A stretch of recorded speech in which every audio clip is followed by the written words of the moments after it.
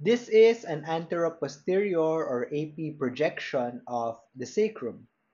The sacrum is actually a fusion of five vertebrae, and the important parts of the sacrum are labeled here. Number one, this is the left sacral ala, and contralateral is, of course, the right sacral ala. Here is the right superior articular process, and correspondingly, the left superior articular process is over here.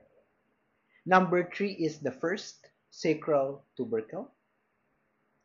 The radiolucent or dark circular depressions in the midline of the sacrum are the sacral foramina, number four. And number five, the lines conjoining the sacral vertebrae are the sacral arcuate lines, number five.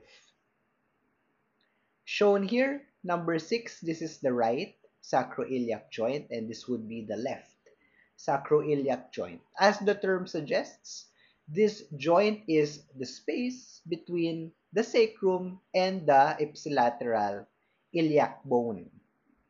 Finally, inferiorly, we have two ovoid depressions, which are the pelvic sacral foramina, number seven.